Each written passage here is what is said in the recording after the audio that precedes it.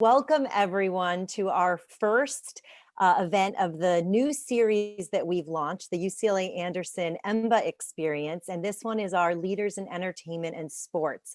This event series is something that we put together as an opportunity to really introduce you to the diversity of thought that UCLA Anderson will provide you as a student. So each event has a different theme or industry that is going to be featured. Today is obviously entertainment and sports. And the other ones you can find, Christina's going to put in the chat, the other ones that you can find over the next couple of months that we hope you will join, whether it's an industry you work in or just something you're interested about. Each one is going to feature one of our centers that is related to that industry or theme, and then a panelist of leaders that are students and alumni who have worked in that industry or do work in that industry. So we welcome you. We're going to be recording these as well. So if you can't make them all, then definitely be able to see that. And so the couple housekeeping items before we get started, and I hand it over to my incredible colleague, Jay Tucker. We are recording this event and it will be posted on YouTube for people to view on demand after the event. So I just wanted to make that known to everybody. Also, you're welcome to have your camera on or off during this event if you're, an attendee, but we do welcome you. There's going to be 2 breaks for Q&A. And so at those times, you can either put your Q&A in the chat or, would be happy to have you raise your hand and call on you and for you to ask your question live. And then we also want to know that this event is going to be specifically around entertainment and sports. If you have more admission-specific questions, or you want to do a one-on-one to talk about your candidacy, we will definitely have other events to address that. And in the follow-up email, you'll see where you can attend some of those. So we welcome you to those as well. But for now, I'm going to turn it over, as I said, to the executive director of our Center for Entertainment, Media, and Sports Management. He is a graduate of Anderson and graduate of Anderson himself, graduating in 2009. And so he's going to share a bit with you today about our incredible meme center. Thanks so much, Shannon. It's great to be here with all of you. Let me just share my screen really quickly and tell you a little bit more about what we do at the center, which may be of interest to executive MBAs. As Shannon said, I run the Center for Management of Enterprise in Media, Entertainment, and Sports here at UCLA Anderson. It's really the Center for the Business of Entertainment. And essentially, we try to make people smarter about business opportunities, challenges, to showcase innovation, to help folks, whether they're students or practitioners in the industry, to make better decisions and to, kind of exemplify Anderson style leadership out in the entertainment world. This is my team. As you can see, for those of you who can see my face, thanks to not seeing a barber since March, I don't quite look like my picture, but we have a wonderful team of folks working at the center. As you can see, Eric Johnson, who's our interim faculty director and a board member for the center. He had a long and storied career at ESPN. Sanjay Sood, who's been our faculty director for years and years and has been our biggest supporter and champion and advocate, is now the faculty chair at UCLA Anderson. Essentially, we run a number of programs and opportunities for our students, but also to support the industry. We have about 15 courses, which I'll talk about in a little bit more detail in a second, focused on things like film finance, business models in entertainment, managing creatives, the business of sports, entertainment marketing, and so on, so that students can graduate with a concentration in entertainment management. We also do what we can to be the connectors between the UCLA Anderson community and folks who are actually leading and innovating in the industry. And we'll talk a little bit about how we make those connections through our programs. And then finally, we try to make sure that we're providing experiential learning opportunities like case competitions, conferences, and so on, experiences that allow students to get a better sense of what it feels like to be in the industry, and also to have stories they can tell about things that they've accomplished themselves. we talk about student programs, which is really the most important thing that we do at UCLA Anderson. The center is really here for the students, whether you're full-time FEMBA or EMBA. We try to make sure that there are resources there available for you. That said, obviously, during this particular time period, it's more challenging to connect with folks because everything is being digitally mediated. I'll talk a little bit about how you can get plugged in later. Um, One of the things that people say about the center, um, which is true, is that we probably are known best for the quality of the events that we host. Obviously, in the current environment, a lot of the programming that we do is going to be digital and not in person, but we try our best to make sure that we use our events to connect people who are trying to learn more about the industry with folks who are doing incredible things in it. And not always people who have kind of very senior titles, but people who are actually driving the innovation. And we take pride in being first to talk about things like esports or augmented and virtual reality, or being the first to talk about the implications of streaming and direct to consumer, to talk about Twitch, to bring up, these inflection points in the industry that will make a difference for the next 3 years to 5 years to 10 years, as opposed to simply talking about the things that have been going on up until this point. One of the kind of signature events that we host is our Pulse Conference. I bring it up particularly because one of my fellow alums and a great friend is going to be in this conversation later today. The conference comes in two parts. There's the experience that we have the day of the event, where we bring in innovative leaders from, music, TV and film, streaming, gaming, et cetera, sports, esports. Um, and then we also recognize a game changer every year, somebody who's done really incredible things to change the way we think about the industry. And we announce the winners of our case competition, which we hold every year in partnership with Paramount Pictures. The idea behind the case competition is not just to um, showcase innovation, but to actually create a little bit of a pipeline for students to get their career started in the entertainment space. Um, the case competition has been going on for years. Howard, who you'll hear from later, has helped to make that happen. We allow one or two student teams from any schools who are interested. So we typically get 20 to 25 teams from 10 to 15 schools here in the US and overseas competing for a cash prize.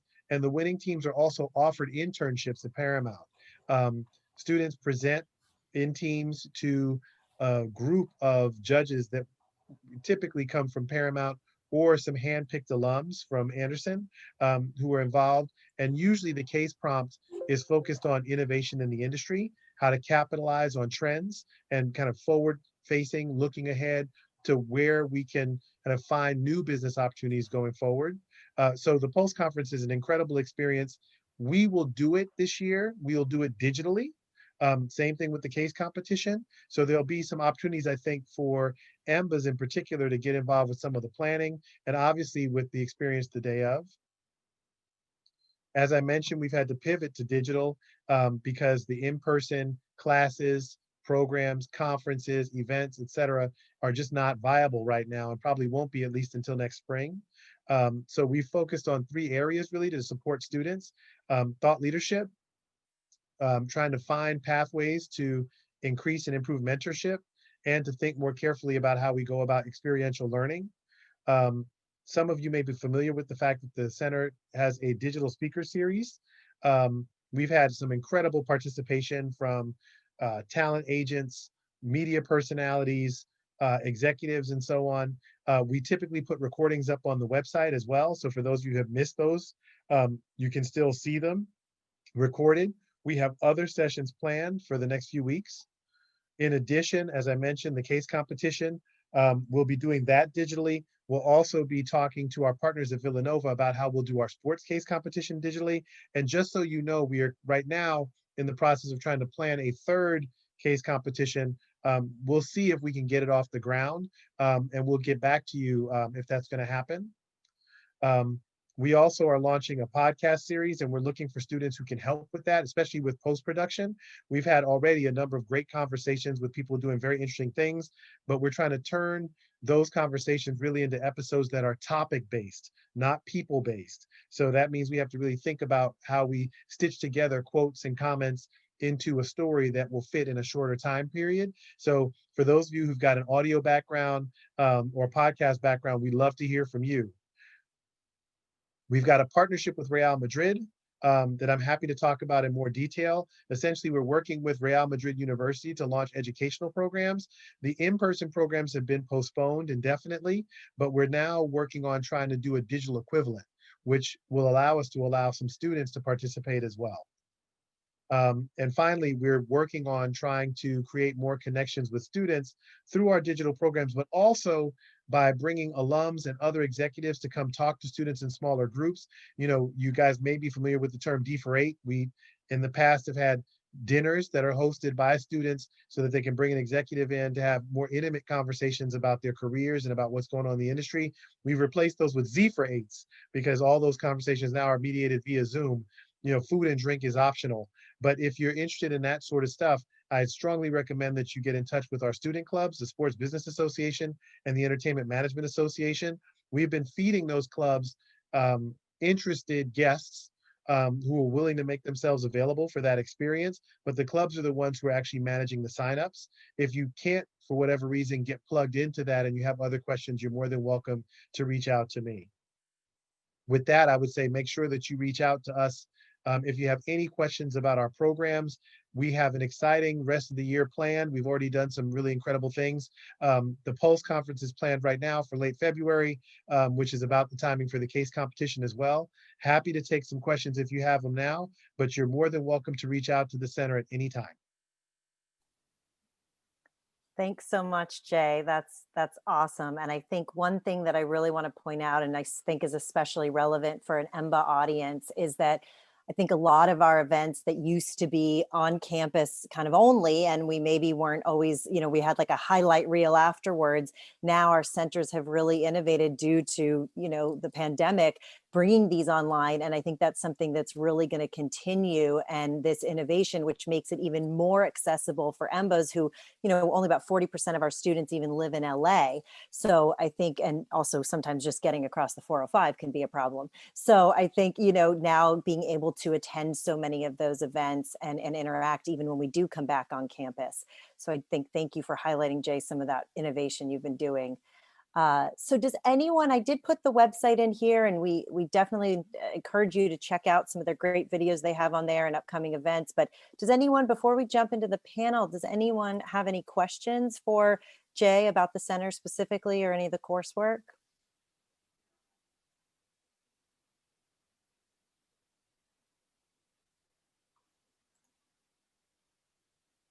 Feel free to put it in the chat or raise your hand.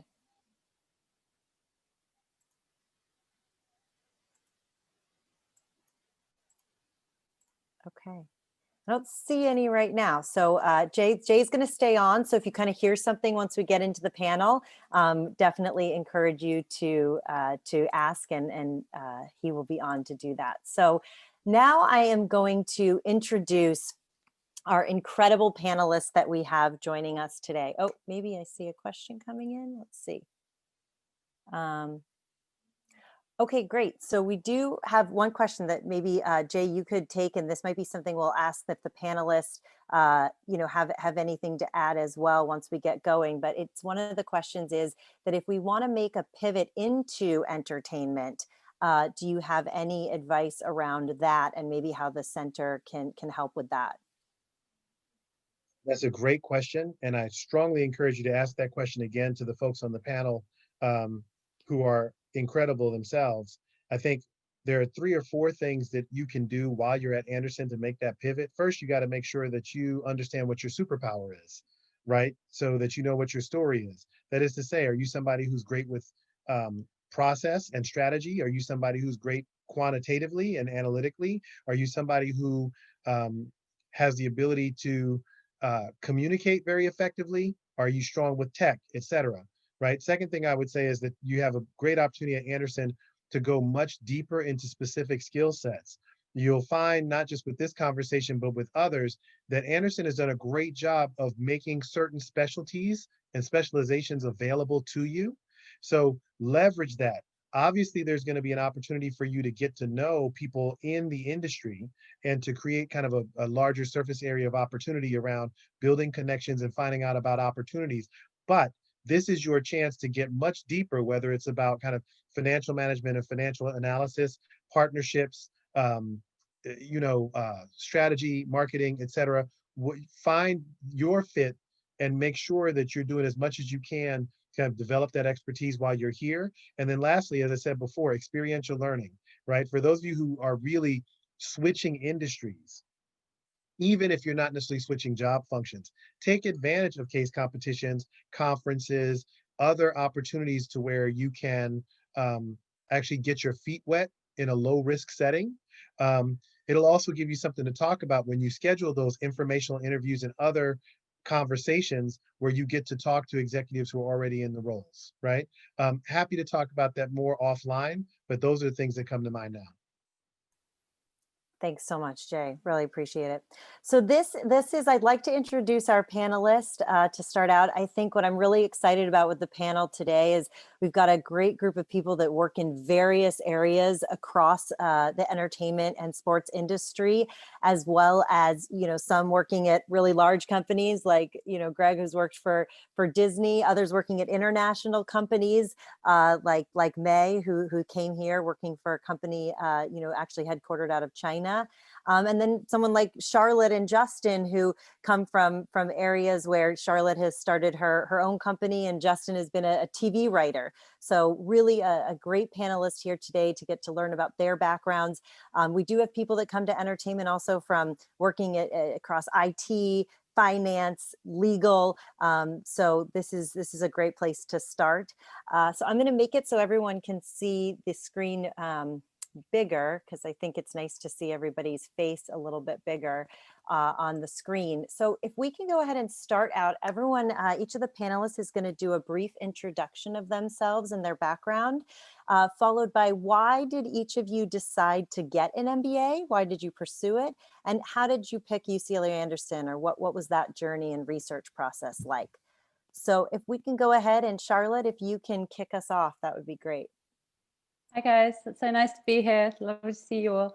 I was a visual effects producer. I've been working in specifically in film for 10 years, but I'd really come from small companies who had grown to be much larger companies. And I'd more and more been getting involved in the business side of movie making, and realized that I didn't know so much about that side of things. So really it was my journey to go from working for a company that was very established to actually moving to be a freelancer and setting up my own company. So now I'm running a small animation studio. I have partners with a director, writer team, and we're creating original content for streaming, as well as being a freelance visual effects consultant. So I really changed my role in the industry and wanted to be able to approach it differently. Great, thanks, Charlotte. Greg, if you can go next, please. Sure. So my name is Greg Coleman, and I work for Disney. I've worked there for now 15 years. I came in, I was kind of laughing earlier about how do you do the pivot and shift, because I started in technology and no one would hire me in entertainment. I had to start completely over, and that was several years ago.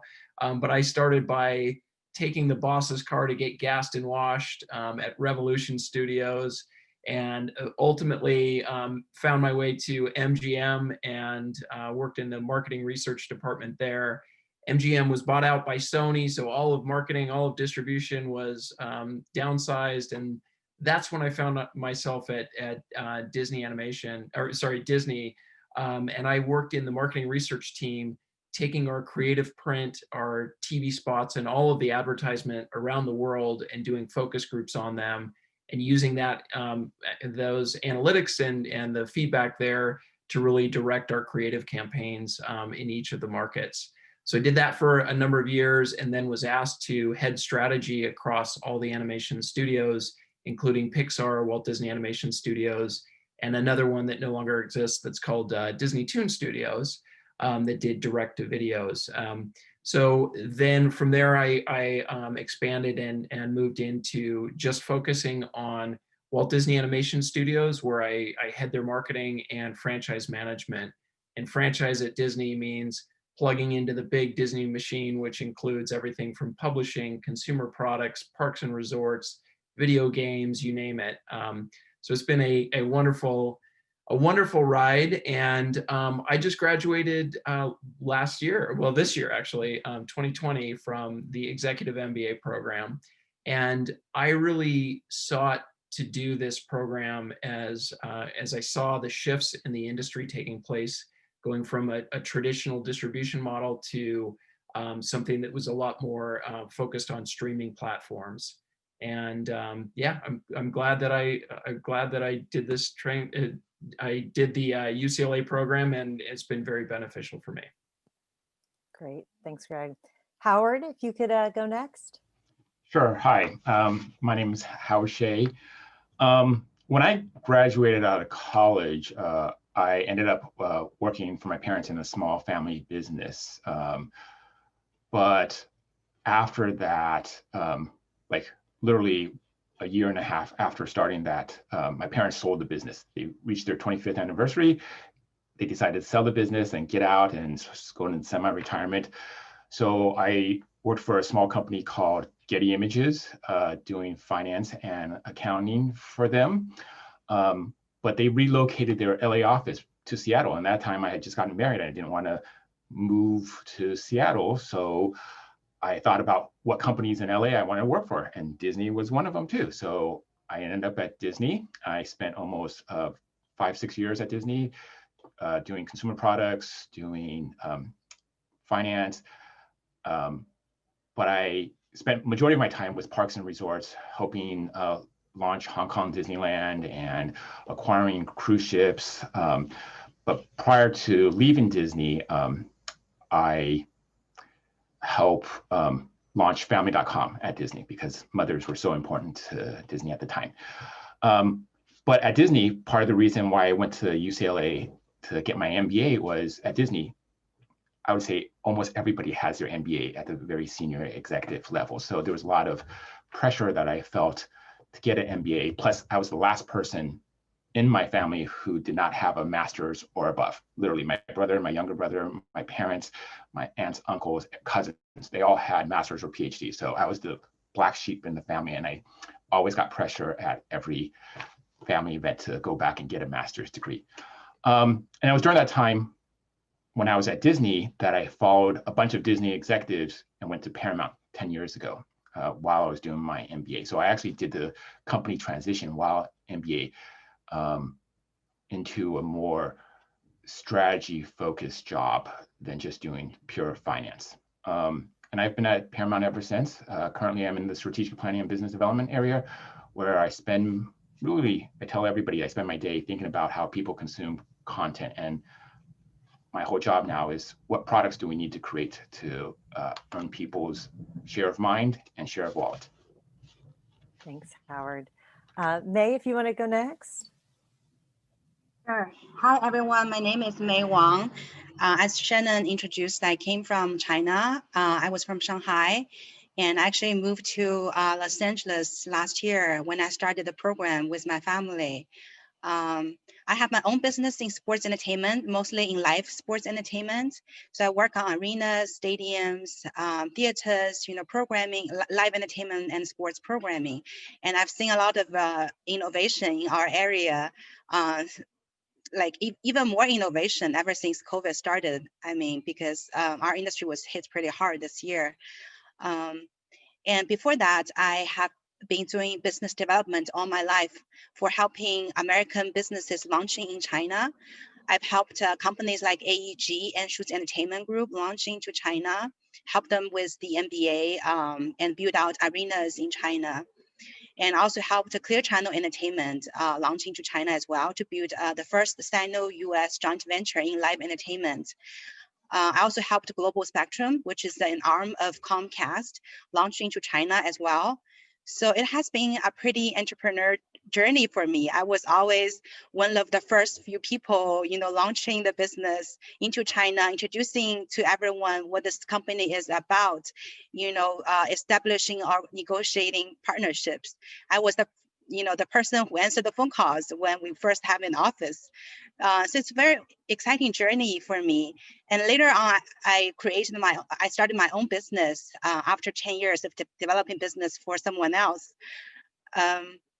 Then I thought about that, similar to Howard, I always wanted to get a master's degree and get back into learning. And also it's been 10, 15 years since I have been working. And I feel, it's also always I work with smaller teams. So I would want to learn better, like how bigger corporations work. And hopefully when I build my company into larger corporations, I would have the skill set, to build, to build that or to manage that. That's why I came to UCLA. I've always loved Anderson. This is the only program I applied to. I didn't apply to any other programs. I feel very lucky that I got admitted. I can share more later as now I'm halfway into the journey. I still feel that's a great decision to make, but I can share more later. Thanks, May. I appreciate that. Justin, bring us home. And I know I'll just put Justin on the spot because I know he applied to other programs and definitely considered other programs. So he can comment on that as well. This one was definitely the closest to my house, so that's why it won. No, I mean, the crazy story for me is I was going to go play baseball. That's really what I thought I was going to do. I went to a small prep school in Florida. It was a powerhouse in athletics. And my senior year in high school, the school basically realized that the parents were upset that everyone was just playing sports and we weren't really doing anything academic. And so they forced us to take an additional class. And I looked through the course catalog and I saw playwriting. My theory was, I don't want to be a good writer. I know I'm not a good writer, but as long as I turn in the work, you're going to have to let me play baseball. And I felt it was completely subjective. And so I hoped to be a horrible writer. That was my goal when I stood into that class the first day. And just as fate happened, it was a Broadway playwright who had graduated our school 10 years before. He was having a kid in Manhattan, didn't want to raise the kid on the subway the first year, and decided to come back to my high school and teach for 1 year for free. And he got up in front of our class, I don't know, it was like week 7. And he basically said, I'm going to tell you something that no one else will ever tell you. You do not write what you know, you only write what you feel. And I was like an 18-year-old kid, and that went in 1 year, out the other. I didn't care. I went to go play baseball. And that night was a state championship football game. And my best friend was a wide receiver for our football team. And he did an out pattern in the end zone, game-winning touchdown in his hands, out of his hands, and we lost. And when I say the town went silent, I literally mean the town, not the stadium, but the town. Stoplights stopped, cars stopped, police officers stopped. And it was a disaster. And that night I went back to his house, and Chris and I were playing Nintendo or whatever we did in the 90s. And there was a knock at the door, and I turned around, and it was his dad. And he said, can I have a minute with my son? I'm like, absolutely, Mr. Newton, no problem, sir. Again, I was from the South. And as I stood up and walked out, the belt came off and the door shut. And Chris got beat with a belt for dropping a pass in a football game. And I didn't know what to say. I didn't know what to do. And it kind of festered inside of me. And that Sunday, I had to turn in a homework assignment. It was write something about what you feel. And what I felt was I had to help my friend. And so I wrote a play about it. And it was called Severe Beating. And it got a bunch of attention. It got made, and it actually got me to the Eugene O'Neill Theater Center in Waterford, Connecticut, which is on O'Neill's property. And that year it was De Niro, Meryl Streep, Redford. It's the biggest names in Hollywood putting on the best new Broadway shows of that next year. And 13 of us got picked across the world. And I represented the Southeast of the US and got paired with the playwrights. And I specifically got paired with Lee Blessing, who had just won a Tony the year before. And he was doing a play that year called Going to St. Ives. So imagine Hitler's mom during the genocide. She loves her kid, but she realizes he's doing some pretty messed up stuff. And it's a powerful play between the mom and the nurse. And at Lee's absolute favorite scene in the entire play, the entire audience laughed and Lee was upset. And we stayed up all night and we changed 7 words. And the next night, the entire audience cried. And I remember walking up to Lee after that moment and said, I'm giving up my baseball scholarship. I don't know how you did it. I don't know what we did. But whatever that was to move people by 7 words, that's what I want to do with the rest of my life. And he was like, good luck with that, and walked away. And I was like, no, I'm going to do it. And he was like, good, okay. And so I worked for Michael J. Fox fresh out of college. It was my first job. 9/11 happened. Michael sent me out of New York and I moved here to LA. And I've been blessed for the last 15 years to be a professional TV writer. And I did a show at Universal last year, a year and a half ago, I guess now, with Billy Joel. Billy gave me his life rights and his music, and I created Piano Man, which we sold to Universal. And I remember during that process, people were like, Billy Joel, like he's like an old guy. Who wants to buy that show? No one wants to buy this show. And I remember thinking, well, Billy Joel's music is old. I might be out of this industry a lot sooner than I expected to possibly be. And that's when I kind of had this like crazy drunk night, and I emailed with Shannon or someone over at the UCLA department, found it online. And I was like, again, kind of like Howard, everyone in my family got masters and doctorates and whatever. And I was like the black sheep in the corner that didn't have anything. And they brought me in, and they basically explained what the school could do. And I remember saying to Shannon at that moment, like, I want to see if I can take storytelling and figure out there's another path in case Hollywood ever ends. What would my next path be? And I think that's been the best part about this program for me. Was my first year was about academics or whatever, but lately it's been, and Jay mentioned something about what's your superpower.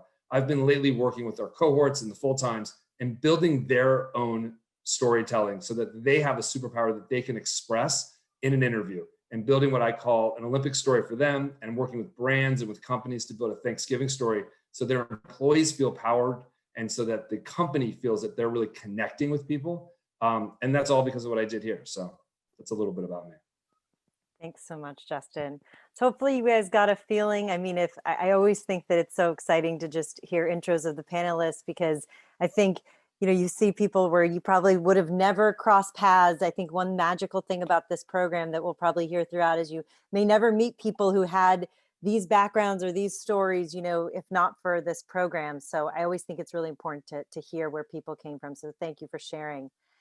So to kick it off, I'm going to start with Charlotte and Greg, our recent graduates, and just from June.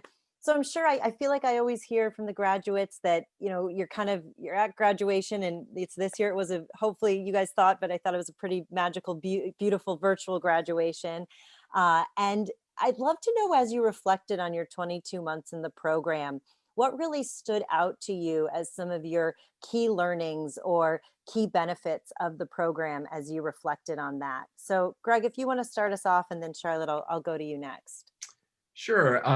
First of all, you know, great question, and there were so many that it's kind of hard to narrow it down. But I would say that, you know, I came in and had not been in school for close to 20 years.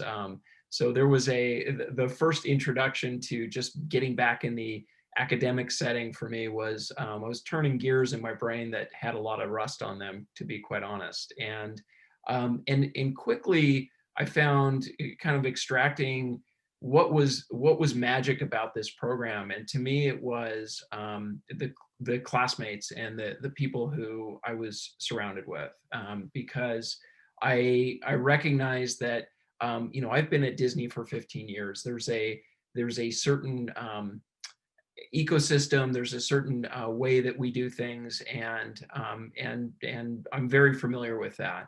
But what was really great were the fresh ideas that the various people brought in. So when you're studying something like leadership, and you've got 4 Navy SEALs in your class, I stop and listen to them. You know, they've gone into combat, and they've taken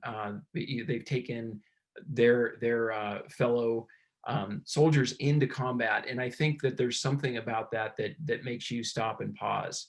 And also listening to when we're talking about diversity and inclusion, and having a surgeon who was African American, and she was talking about the troubles and things that she has faced in her industry.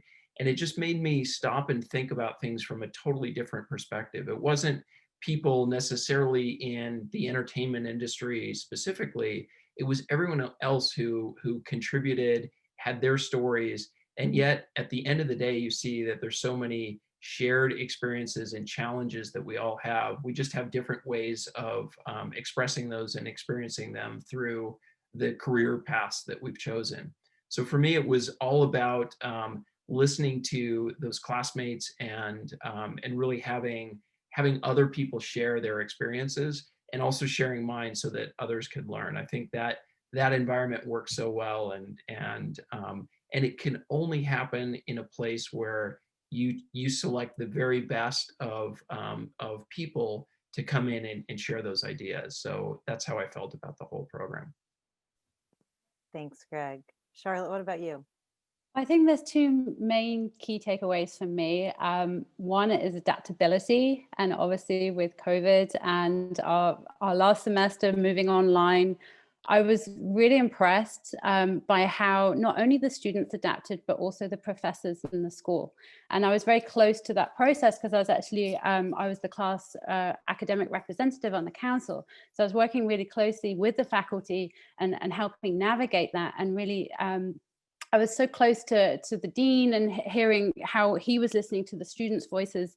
And I was very impressed by how people were able to pivot and adapt. And I think what made it really easy, especially for our program, is so much of our learning was already remote and online. And I think the challenges that people found with it was really about how you make those personal connections. And I think that's where there's been so much innovation, people really just changing how they approach things. Even this, the way that we use Zoom now, the way that we invite people into our living rooms and have conversations, but are still able to make those connections, I think has been so important. And I'm really, the program set me up to be able to be adaptable by teaching me the skills and the thinking to be able to kind of how to approach that. The second thing I think really is just how I was able to diversify myself. So I'm sure you guys have read the curriculum and seen the different things that you have to do in core. So I'm not the strongest when it comes to the analytical, so learning finance and things like that. But now as a business owner, I am wearing many hats. So I will go from doing remote recording sessions with voice artists to actually doing my own bookkeeping. So my accountant professor will be so proud of me. But yeah, I think that's another real key skill that I learned, was just like a little bit of everything, but also knowing where I'm not experts and having connections with this amazing network, and being confident to reach out to people and ask advice and ask for help and say, hey, I can help you with setting up a website or some marketing, suggestions, but can you help me with my bookkeeping or, some contracts I'm writing or this and that. So I think, the power of the network is super important as well. Yeah, I've heard a couple people, thank you, Charlotte, say that like that show, like Who Wants to Be a Millionaire, and you call upon your like phone a friend, and that when you get in the EMBA program, it's like you have a phone a friend for anything, a doctor if you need it, a trainer if you need it, an accountant, a lawyer. I mean, it goes, list goes on and on. Justin can write your life story for you. So thank you for sharing that. And people are so generous with their skill set as well, and willing to share and combine that with other people and their skills. Yeah, well, good. We really want that in the culture. Howard, I want to shift to you because I think, you're here as our resident alumni. You have 10 plus years out of this program. So I think for you to reflect back and think about how is this program, even 10 years out, how has it impacted your career and how you show up as a leader in the entertainment industry? Yeah, that's a great question. I think there's sort of different facets to that question, right? First, since the 10 years out of MBA, like there's just the confidence level. Like you can walk into any meeting now knowing that you have this base level of skill set, that you know what an MPV is, you know what a discounted cash flow is, you understand how supply chain works, like all these basic things that no matter what meeting you go into, there's that confidence level that you at least understand what people are talking about and then how you learn from there. The second aspect, I think it's more personal and qualitative, where, like Charlotte was saying, you don't actually realize how strong the network is and how powerful it is and how you can take advantage of it. I've had one of my MBA classmates, he and I had bought a business. Like a few years ago, we were buying businesses and flipping them, right? So we did that. And right now, since March, 6 of us from our class have formed a trading group during this crazy COVID market cycle. And we've basically set up a little hedge fund and we're trading on the side. And these small things about going into the MBA sort of shapes everything and how you look at your prism of life. And it's so much valuable. Like paid 10, 20, 100 times more than whatever cost that 2 years that you commit to a program like that. That's the real power of the MBA, particularly at UCLA.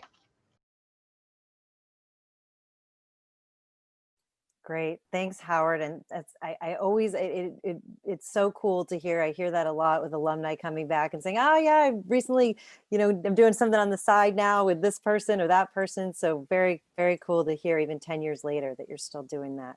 Yeah, I mean, your classmates are the ones you trust the most, that you'll bounce ideas off of, right? Oftentimes for different projects at work, you know what? You need some outside perspective. And who do you turn to? You turn to your MBA classmates. Hey, do you think this product will work? Do you think the market is there? And they'll give you honest opinion, because they don't necessarily have a stake in your work project, and they'll give you honest feedback, which is really hard to get sometimes. Yeah. So Justin and May, you're our panelist who kind of completed your first year, just started up your second year. You're also our panelists who have kind of experienced this program shifting into the remote environment. Obviously, I'd like to hear, even just in your first year plus, if what kind of any other key benefits that maybe haven't been discussed. But I'd like to also hear what the experience has been like. I mean, obviously so much disruption to so many industries, but especially entertainment, sports. How has this program helped you in real time? Would love to get your thoughts on that. So Justin, if you want to start, and then I'll go to May. Yeah, I mean, I think it's interesting. I think a lot of people early on were negative about the switch to Zoom and all of that. I think for me, it was a way to kind of go deeper with a group of people. And I think Zoom has actually helped that. I think it was very easy to be on campus and enjoy the on-campus excitement of like, it's class weekend. Because for those that don't know, you are there, at least we were there every other weekend. And it was like, Friday you'd show up and it was like, kind of like a reunion. You hadn't seen people in like 12 days, and it felt like the greatest moment of my life. And you'd have like meals with them and everything. And now suddenly it was like Zoom, and it was like, well, you got to find ways to connect. So I think I've actually been able to go deeper with that. As far as the first year and juggling everything, I think you prioritize. I mean, Jay, I remember sitting down with Jay when I first started this, and I was like, am I crazy? Why would I do this? Why am I going to go on this adventure? And do you have any advice? And Jay said to me very specifically, he was like, get A's. And I was like, why? And he's like, everyone's going to tell you, don't worry about your grades, but get A's. And his reason was, which I agree with, was it can prove to yourself that you can do something you didn't think you could do. And I think it was really important. I think I proved to myself that I was more than just a TV writer. I think I proved to a lot of my classmates. As kind of Greg said, you're around like Navy SEALs. I'm with the head of the Secret Service and the controller to the Rams, and people that are much smarter than me and much more successful. And you're sitting around with them and you're like, well, where can I add value? And I think that was my biggest takeaway the first year was, I'm not going to out security, the head of the Secret Service, and I'm not going to out finance the controller for the Rams. But what I can do is I can tell a story. So if there's storytelling was needed in certain areas, I'll add value where I can add value best. And I'll learn from everybody else in every other facet. And in that sense, because you break into these groups of teams of 5 that are so diverse, that it's wonderful, because I didn't have to worry about carrying the heavy load on a finance midterm that we were doing a group assignment on, because that wasn't my specialty. So let Paul, who was a great finance guy on my team, he can help push that load. But then when marketing came around and they were lost and confused on how to tell the story, I was like, I got it. Don't worry about it. I'll present. Done. And then they were appreciative. They're like, great, I don't have to worry about that. So I think you kind of find ways to add value to the team, and you learn ways to grow yourself. And then as far as the disruption of COVID and everything, I think we're leaders. Like if we weren't leaders, we wouldn't be here. So we could sit back and let the world happen to us, or we could take advantage and make the best of what's around us. And let's go make the best of it. I think it's too easy to look back and say, this is not what I signed up for. I signed up for every other weekend in person with free lunches, and I want my money back. Sure, we could. Or we could turn around and say to Dean Bernardo, how do we make this better? How do we work with you as a team? What can you give us that other cohorts didn't have? And what can we deliver to you? And so we're proposing this pitch plan now with the dean, where we want to help mentor the 2022s. Right? Because we feel like it doesn't exist. Like you don't come into the program and immediately get a mentor. But like, let's work together. Like we also would like some older mentors. But we're going to give back. And so I think it's all about just taking charge and make the best of a situation. Thanks, Justin, for that. May? Yeah, I can agree more with Justin. I feel like we were maybe a quarter into 3 quarters into our study. And then COVID happened. We can no longer go to campus and see everybody face to face. It was a very big change, but nobody actually really predicted it. It's a pandemic. But I feel like as future leaders, it's actually a really good opportunity for us to learn how to cope with crisis, as big as this one. I actually really learned a lot from, the school's leadership. I felt like the school acted really promptly to this crisis, moved everybody online and trained the professors how to teach online, and give us all kinds of Zoom tips, and actually offering extra classes because now we save time on the commute. I think it's really nice that the school offers that kind of flexibility. And I know many students are acting, like Justin and many other students of our, of our cohort, they're also trying their best to create more innovative ways for everybody to be more engaged. I know at least 2 students are already making their media programs, for example, like interview different students so that we can learn more about everybody's stories. Another classmates of ours is making videos. It's like a made up stories, but he select a few students to act on that story and release that like on a regular basis. So we see the other side of one of our classmates or several of our classmates. So it's quite interesting, quite exciting. I think it's things like that, that even though COVID is challenging, but you see how people respond to that. You see how people take leadership, how people take responsibilities. It's really a great, I think, learning. Really, for me, it impacted me a lot and also put me thinking what I can do. Actually, when COVID just started, 20 of our classmates put together a team because we have many doctors in our class, in our cohort. So we work with those doctors to see how we can, help them. I was in charge of getting information from China because China got hit by COVID first. So I was in charge of collecting information and learnings from China. We have other classmates who has factories, clothing factories. So he was trying to see how he can convert a clothing factory into a mask making factory. So people are just really trying to help.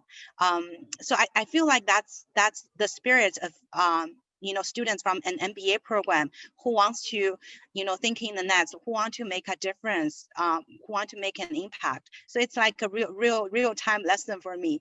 Other than that, I agree with the other panelists. I really enjoy my classes. I've actually elected a lot of classes in sports and entertainment that's organized by the Center of Mimis. I just really enjoy those classes. I enrolled in sport management, and in those classes, I actually get to listen to speakers who are the owners of an NBA team. Ice Cube was in our class. You have all these celebrities and, very important people in this business, key people in this business who come to the class. We had a class with A-Rod, talking to us about baseball. And actually his fiance, Jennifer Lopez, also showed up a little bit as well. So lots of great surprises, great speakers. I am enrolled in media and tech class this quarter with Professor Montgomery. He himself invests in media ventures. So, every class we have a case study about a media business, and then we have the CEO of that very business come and talk to us. I think that kind of reach is I don't think you can find anywhere else aside from Anderson and UCLA, because it's such a great brand. So it attracts the best of the best to come and talk to you. So I think it's really enjoyable experience for me. Good, May. Thanks for sharing that. And that's I think we're again, like even like COVID has allowed it that we can reach people, guest speakers and things like that might have been challenging before. So thank you all for sharing that. I definitely want to make sure I know we have about 10 minutes left, but I do want to open it for Q&A. I know we'll kick off with Victoria asked a great question here, but please continue to put in the chat or You know, if you want to even just write like your name and I can call on you live. So the first one is, you know, it seems like all of you have very challenging jobs at either large or very notoriously demanding companies and starting your own business. And so how did you juggle the workload with classwork? And did you leverage classmates to help with that? So I'd love for, you know, I think actually Greg and Charlotte, if you can take this one, because Greg, you know, yes, you work at more of the kind of monstrous Disney and the demands there. And then Charlotte, you were launching your own company and you also were in the monthly section, which is, you know, has a little bit of a different setup. So how you manage that. So Greg, again, why don't you start with that? And then Charlotte, we'll go to you quickly. Yeah, it's a really good question. And it's something that I deeply considered before applying to the program, was how to balance all of this stuff. And I remember asking that question of others who had gone through the program the year before me, and their answers were probably what I would share back, which is you really don't know the capacity that you have to take on more until you just do it. And so I really felt that as I was going through this program, there were moments where my life was very stressful and some things had to fall off the plate. And but the advice that was given to us on the kind of the first weekend was talk to your loved ones, talk to your friends, explain to them that this is a really important program to you and that some things you're not going to be able to do because you're putting a focus on this. And you know, get their support and reach out to them and let them know what the program is like, and you will have that support at home or wherever you need it. So for me, it was very much about the communication of letting people know, hey, I'm doing this thing and it's going to take a lot of time. And I found that there was always a way for me to balance things out just by planning my day better. In fact, I think that was one of the biggest benefits that I got out of this was time management and the ability to just do more than I thought I could.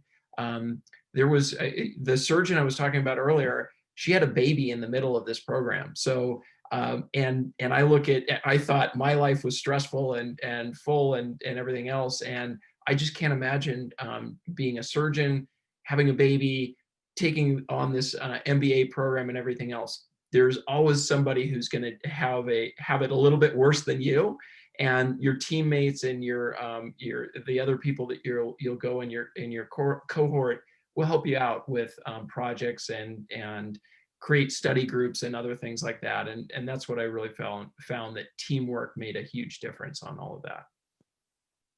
Yeah, great. Thanks, Greg. And Charlotte, if you have anything to add, and I will say, if, you know, please, people, feel free to keep adding your questions in chat. And the great thing about the Zoom world is you could add them and any of the panelists can comment in chat as well. So Charlotte, though, I'm sure this is one people have questions about. So if you want to comment on kind of your strategy. Yeah, I mean, very much to echo what Greg said. When I started the program, I had 2 kids under 2. They're now 3 and 5. So I was always juggling 3 things. It was work, it was schoolwork, and it was family. And there's always a point where you feel like one of them is kind of not getting as much attention as the other. And I think communication is a key thing of that. And part of that is taught to us as well in these great sessions that we used to have with Matt about teamwork within our groups at UCLA as well. And you talk to your team about, hey, I have this work commitment, I have a big presentation, I'm not going to be able to commit so much this week. And next week it's somebody else, you know, some weeks it's you, and everybody shares the load and works together because we're all going through the same thing together. And there's a great understanding of that. And I wasn't the person that got my MBA. My family, my mother-in-law, my husband, everybody was a part of me getting my MBA because I couldn't have done it without them and their support. It was so important. I'd say on average, like in the first year and a half, I was doing about 10 to 12 hours study a week. Obviously then the weekends you're fully away as well. But in the last semester, I was doing BCO, and I would say that doubled. So my hour commitment changed there, but I changed my work balance a little bit as well by going freelance, and because I wanted to put more focus on getting the experience that I'd signed up for. And I think my advice is always just to be present. Don't multitask. Don't check your work emails when you're at school. If you're at school once a month, or you know you have your bi-weekly lecture, be there and do that, and then go and be at work and do that separately. Just be present wherever you are, and I think that really helps you to achieve your goals and what you set out to do. Great, thank you. I am going to call on Luana next to unmute and ask her question, but I did just want to say that in case anyone has to drop, you will get a follow-up email with all of the LinkedIn for all the panelists. So I'm sure if you reach out to them, any of them would be happy to answer questions via message as well. Also, just a quick plug that our first round deadline is December 1st. Then we're on rolling admissions till May 1st. But if anyone has to drop, but I do want to get to Luana if you want to unmute and ask your question. Sure, absolutely. Shannon, really nice seeing you again. You too. Panelists, thank you so much for being here. I actually have a question specifically to Howard. I see, long years in the entertainment industry. I moved to LA last year thinking that I was the only person that wanted to combine finance and entertainment on earth. Little did I know that it's a very competitive sector. And I was wondering, when you see a resume or a role of someone from the industry versus someone not from the industry, what actually makes you go with one or another? Thank you. That's an interesting question. So I can only speak for myself here. I really care about sort of when I look at a resume, sort of progression and what problems you're solving, right? So it doesn't really matter if it's in the industry or not in the industry, but if you can demonstrate, much like Jay and Justin were saying, what is your story and what is your superpower and what problems can you solve? Because I suspect if you can solve that problem, and you can probably solve my problem that I'm working on. And that's what I look for. So if you're looking for a transition, my recommendation then would be, okay, craft my story, say, I solved this problem, and how I solve this problem can then relate to how I solve your problem, right? And I think that's the best way to sort of pitch yourself to get into something that maybe you want, looking for a change. Perfect. Thank you so much. Okay, great. And then Lindsay, looks like you had one, Jen, if you had to give incoming students one piece of advice, what would it be? I saw Justin already put his kind of answer in here, but May, do you have anything you'd want to add to give a new incoming student any advice? I feel like for me, I totally enjoyed the experience, even though I do get very busy. I have a business to run. I have a family. I have a 3-year-old that I have to take care of. But I feel like that you gradually just learn how to juggle all of those. When you are determined to go back to school, I think you pretty much expect that. And it's also important to lay some foundation work with your family members so that they know that you will not be available for a certain time in the future, maybe in the next 2 years. I felt like that, I actually just share very similar to Greg. We actually learn how to manage time more efficiently and expand ourselves, also relying on our teammates as well. But I feel like, it really deserves, it's a deserving time for you, even though you get very busy for that 2 years. I think don't underestimate the workload. For me, I came from China and I heard that EMBA students always party, but I felt like our school is very, the program is very robust. I would say that I devote about 3 to 4 hours at least per week into studying. And then when there are exams or assignments due, I need to actually put in even more than that. But I felt like I learned how to manage my schedule better and also learn. And also this is, I heard someone describe the Anderson experience as a child in a candy store. There are just so many different opportunities and people you can learn from. You want to grab the different candies. I think do not overwhelm yourself. And, I think gradually you'll find out which are the biggest candies you want to grab. That's great. I like that, May. That's awesome. Well, I want to be very respectful of everybody's time here. Thank you for attending our first in this EMBA experience series. Thank you so much to our panelists, Greg, Charlotte, May, Justin, and Howard. As I said, you'll get their LinkedIn info, and I'm sure they're all awesome and would be happy to answer more. We hope you have a great day and look forward to seeing you at our future events. And be well and stay healthy, everyone. Thank you so much. Thank you, Shannon and Jay as well. Take care. Thank Yes, you. thank you everyone. guys. Bye. Thanks, Okay, everybody. bye. Good luck, everyone. Bye. Thank you.